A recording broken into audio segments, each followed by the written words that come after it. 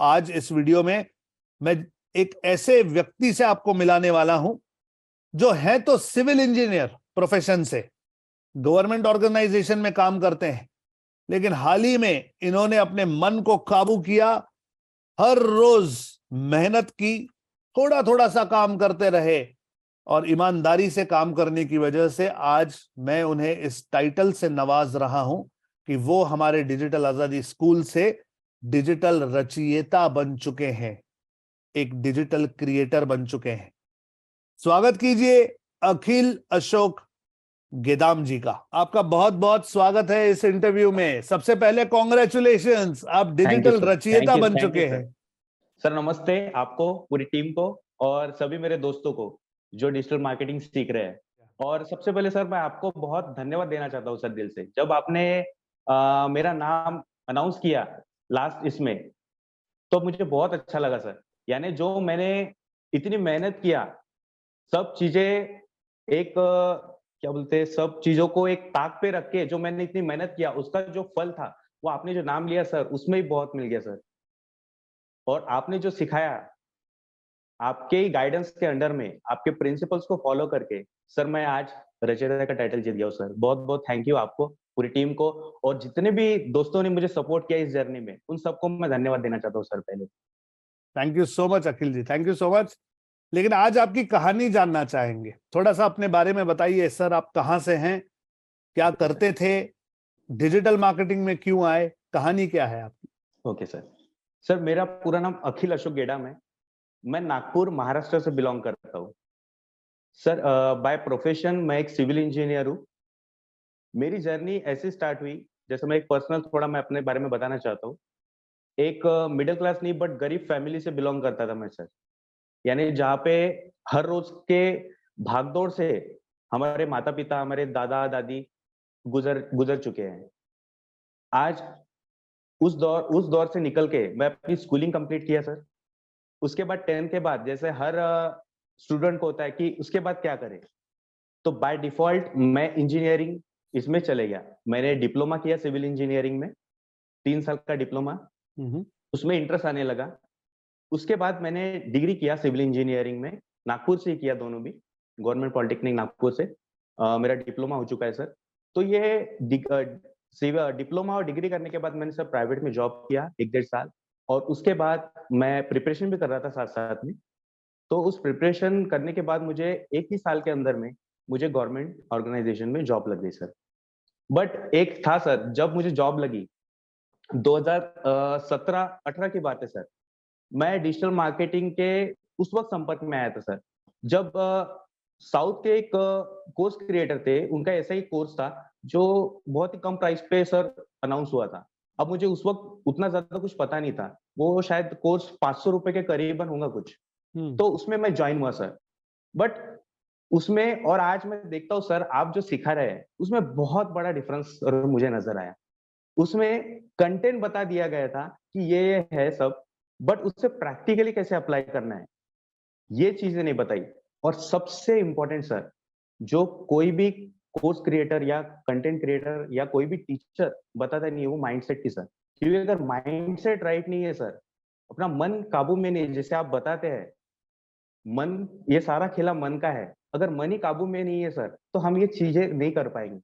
तो ये जो चीज आपने सर सिखाई है माइंडसेट की, ये बहुत ही वैल्यूएबल है और बहुत ही यूनिक है सर, जो हमें सबसे पहले तैयार करती है कि हम अपने मन से तैयार हो जाए और उसके बाद कोई तो भी स्किल सीखे सर।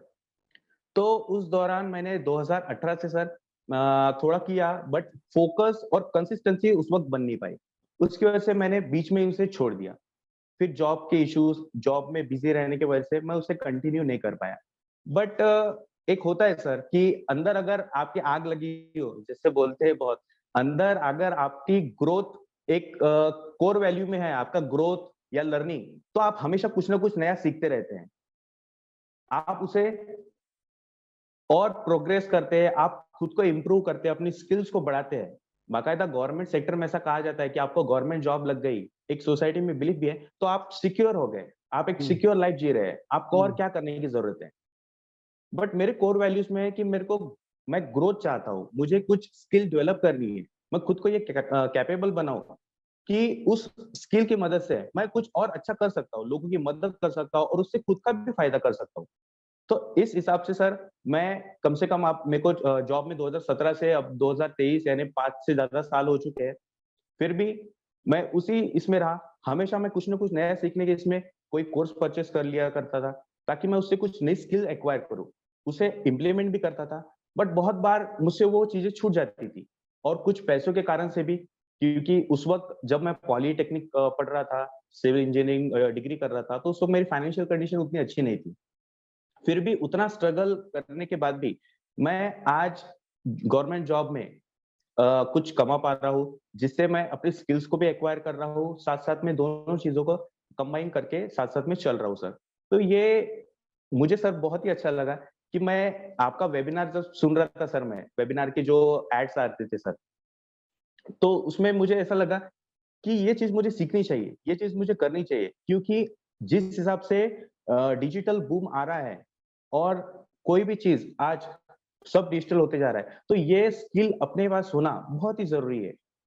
तो इसीलिए मैंने सर आपका वेबिनार वहाँ से खरीदा और मुझे बहुत प्लस पॉइंट लगा कि आपने जिस हिसाब से वहाँ पे पिच किया और आपने बताया कि इसमें क्या-क्या है। मैंने ज़्यादा एक रहता है सर घर में कि क्या कर रहा है नया, क्यों कर रहा है ऐसा? बट वो सब बातों को दूर करके सर मैंने उनसे सिर्फ़ परमिशन लिया, थोड़ा आनाकानी किए, घर में भी होता है सर, सपोर्ट नहीं मिलता तो थोड़ा डिमोटिवेट हो जाता। लेकिन मैंने उस वक़्त ही खुद को सँभाला और मैंने सोचा ये कोर्स मुझे लेना ही है और मुझे करना ही है, भले ही कुछ भी हो जाए। मैंने परचेज़ किया, उसके बाद खुशी-खुशी से उनको बताया मैंने परचेज़ कर लिया है। अब मैं सीखूँगा, इसे इम्प्लीमेंट करूँगा और सर मैंने पूरे 3 महीने हैकाथॉन के बैच में लाइव ट्रेनिंग अटेंड किया। आपके कोर्सेज़ आपने जैसे बताए, आपके प्रिंसिपल्स को फॉलो करके, सुनीति से स्टार्ट करके, लोकनीति को स्टेप बाय स्टेप करके, सभी मोड को एक इकोसिस्टम क्रिएट करा और जिसकी मदद से आज मैं डिजिटल रचयिता बन चुका हूँ सर। कॉन्ग्रेचुलेशंस, ये आपकी मेहनत है और आपके अंदर का टैलेंट है, आपकी कंसिस्टेंसी है अखिल जी, कि आप ये इतनी ब्यूटीफुली कर पाए। देखिए, जिंदगी में कई सारी चीजें होती हैं, ऑप्शन सभी के पास होते हैं, लेकिन जो आगे उठकर थोड़ा सा मेहनत करके एक कदम आगे उठाता है, उसी को सक्सेस मिलती है। और यही आपके साथ भी यस सर। हुआ है, ये आपकी मेहनत है जो ये रंग लाई है। तो अखिल जी, यहाँ पर कई सारे स्टूडेंट इस समय डिजिटल मार्केटिंग सीख रहे हैं, इंप्लीमेंट कर रहे हैं, आप ही की तरह रचयिता बनना चाहते हैं। इन्हें क्या गाइड करेंगे कि किन चीजों का ध्यान रखिए जब ये प्रोसेस हो रही है, ताकि ये सक्सेसफुल बन पाए और रचयिता बन पाए? थोड़ा गाइड कीजिए। सर मेरा सभी से ये नम्र निवेदन है कि आप सबसे पहले संदीप सर जो बता रहे हैं, उसे आप स्टेप बाय स्टेप फॉलो कीजिए। जैसे संदीप सर हमेशा बोलते हैं कि अपना दिमाग मत लगाइए, जो मैं बता रहा हूँ वैसा ही कीजिए।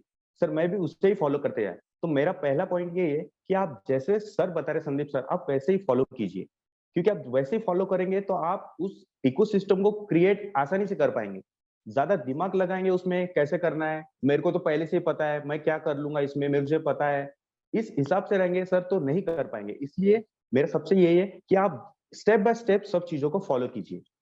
दूसरी बात कि आप फोकस रखिए, क्योंकि प्रॉब्लम्स हर किसी के लाइफ में है। सर की भी लाइफ में, मेरी भी लाइफ में है, हम सभी के लाइफ में कुछ ना कुछ प्रॉब्लम्स होती है। बट उन प्रॉब्लम्स को फेस करते हुए साथ-साथ में आप अपना फोकस बनाए रखिए, क्योंकि फोकस ही एक वो चीज़ है जो मैं आज देखता हूँ कि मुझे गवर्नमेंट जॉब दिलाने में मेरा फोकस बहुत इंपॉर्टेंट रहा है। क्योंकि आप जितना फोकस रहेंगे, आप डिस्ट्रैक्शन वाली जितनी भी चीज़ें उनसे दूर रहेंगे, हम्म। तो आप उतने ही कंसिस्टेंट बनते जाएँगे और करेक्ट। कंसिस्टेंसी ये दूसरी की है। ये मेरा थर्ड पॉइंट है कि आप कंसिस्टेंट रहिए। जितने भी रचयिता हैं, वो ये पॉइंट ज़रूर बताएँगे क्योंकि जब आप कंसिस्टेंट रहते हैं, जो चीज़ें आप रोज़ सीखते हैं, उसे इम्प्लीमेंट साथ-साथ में ही करते हैं। जैसे सर आप सिखाते थे मुझे, तो मैं जो जिस दिन लोकनीति का कोई कोर्स किया, जैसे कंटेंट क्रिएशन का किया, टेक्स्ट वाला, तो आपने बताया कि आप मोटिवेशनल स्टोरी लिखिए, उसका में हम्म। कंटेंट बनाइए, तो मैं उस जब तक वो पूरा कंप्लीट नहीं होता था, तब तक मैं सर दूसरा कोर्स नहीं देखता था। जैसा आपने बताया कि इसके बाद का दूसरा कोर्स नहीं देखना, तब तक मैं करता ही नहीं था और जब सबमिट करूँगा, उसके बाद तुरंत देख लेता था सर मैं कोर्स।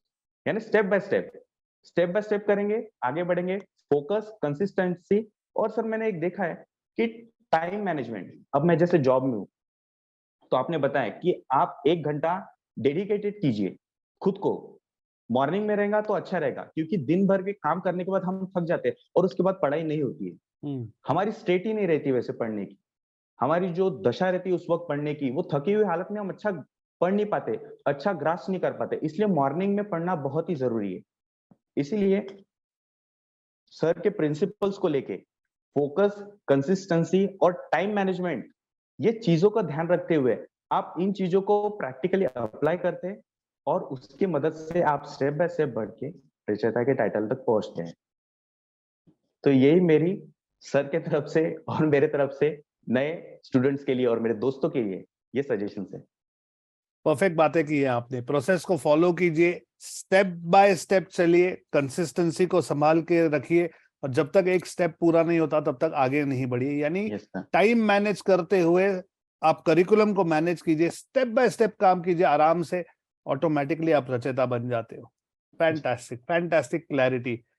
तो अखिल जी, अब एक मुकाम तक पहुंच गए, अब दूसरे मुकाम की तरफ आगे बढ़ना है। जल्द से जल्द इसी नॉलेज के उपयोग से लाख रुपया कमाना है और दोबारा इसी तरह मेरे साथ एक इंटरव्यू करना है डिजिटल योद्धा सर, ये का। मेरा बहुत ही बड़ा ऑनर है, ये प्रिविलेज है कि मैं आपसे डायरेक्टली बात कर पा रहा हूँ। ये पहला इंटरव्यू होगा, शायद मेरे परिवार में आज तक ऐसा नहीं हुआ सर। यानी बहुत ही खुशी हो रही है मुझे बताते हुए ये सर, और आपका तो बहुत धन्यवाद है सर। यानी आपने जो गाइडेंस दिया सर, सही में बहुत ही वैल्यूबल है। मैं फिर से एक वोट ऑफ थैंक्स आपको, पूरी डिजिटल आजादी टीम को और सभी मेरे दोस्तों को देना चाहता हूँ, और जिन्होंने मुझे डायरेक्टली और इनडायरेक्टली हेल्प की, उन सभी को मैं शुक्रिया अदा इस मंच के द्वारा करना चाहता हूँ सर। बहुत बहुत थैंक यू धन्यवाद Akhil ji, thank you Akhil ji, thank you so much आपके समय और आपके इन शब्दों के लिए। Thank you sir.